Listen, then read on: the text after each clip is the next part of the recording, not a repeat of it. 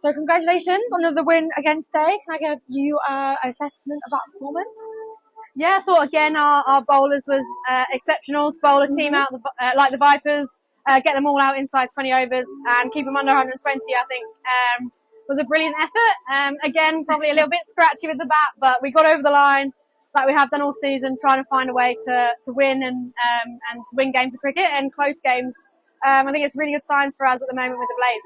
Yeah, I was going to say, would you say that's quite a solidifying moment in this winning streak for carrying forward into the season? Yeah, I certainly think so. I think obviously coming to Nottingham with the Blaze, there's certain teams that we hadn't managed to beat yet, and the Vipers was one of them. And I think particularly, they're the holders.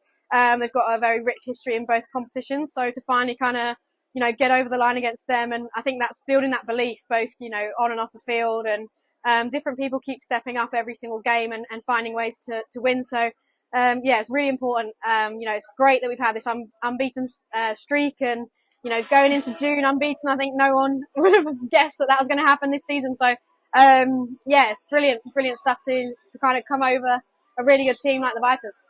Okay, yeah, so heading back right to the start of those first innings, how did you think it was going? Obviously, they were 144 for naught. Did you reckon that you're going to get them all out for 118 going into that second innings? Yeah, the power play was kind of, twists and turns. I think we held our nerve really well against two England players, Danny White and Maya Boucher. Really can take the attack to anyone. So I think, I actually thought they probably got a few too many. We were a little bit loose at times, but was really proud of the bowlers that bowled at that time, and felt like there was a lot of pressure on the two of them, and that at some point we were going to get the wicket that we needed, and both of them fell pretty quickly after that. So, I think after that it was just a really clinical bowling performance like it has been all season, really. Yeah, so it looked pretty confident going out there for the second innings. Managed to chase that potentially subpar, maybe not. But then we lost quite two quick first wickets. How was the feelings going out there then as you got Catherine in with you? Yeah, I think I thought they were under par. I think 140 was probably par. It wasn't the best wicket we've played on this season. Just a little bit on the slow side, but credit to the Vipers. They've got a very good bowling attack, particularly their top three bowlers. All got international experience, and that wicket really suits them to a T. A little bit slower, and you've got Anya and Georgia Elwes who bowl all their change-ups, all the pace off, very clever, very very canny bowlers. So wasn't that surprised that they came out fighting. They're known for that. So it was a disappointing power play, and we lost a couple of wickets, but I think Georgie Boyce was unlucky. It was a great catch from Georgia Elwes.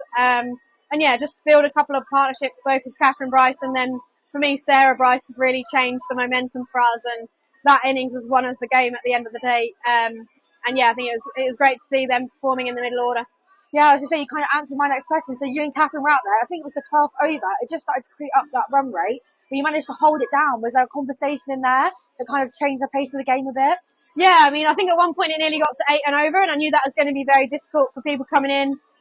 Sarah was a little bit watchful and had a little look at her first couple of balls, but then we kind of knew that their fifth and sixth bowler had got a few overs to make up, so we really had to attack the next couple of overs, and I just really encouraged her to stick to her strengths. And I think second ball she hit her over mid-on, which she does in the nets for fun, and then followed it up with another couple of boundaries, and that really swung the momentum back to us. It was great to see her sticking to her strengths and completely taking the pressure off me. The next over went quite big, which was really useful to get us ahead of the game. Well, yeah, I was going to say, incredible placement and incredible running from you today. You looked to chase that half century so close to the end. It's pretty easy to say that you've been quite a significant key player for the Blaze and his batting. How would you sum up your season so far? Yeah, I think today, loads of people in the crowd are, oh, gutted you didn't get 50, but for me, I'd hands down rather be not out at the end.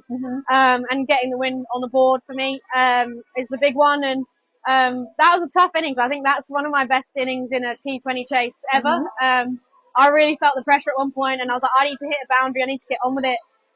So I'm really proud of myself and Sophie and the girls at the back end that actually saw that home, because that was a tough, really tough kind of finish.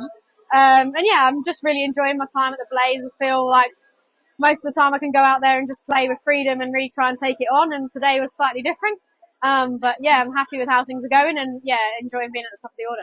Well, you definitely held your nerve, and confidence and skill definitely showed through. So moving forward, we've got a little bit of a break before we go to Durham at the end of the week. What do you reckon we're going to be looking forward to maybe extend that string of wins going ahead? Yeah, I think for me the big one is that, you know, contributions are just coming from different people every single game.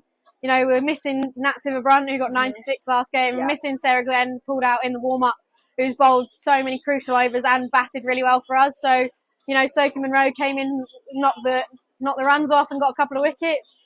Catherine Bryce has barely bowled all season, and for her to take some wickets. So for me, it's really, really good signs that it's not the same people doing everything, and hopefully that'll continue up in Durham. Always a tricky place to go, so hopefully we'll continue it. Brilliant. Thanks so much, and enjoy the rest of your bank holiday. Awesome, thanks.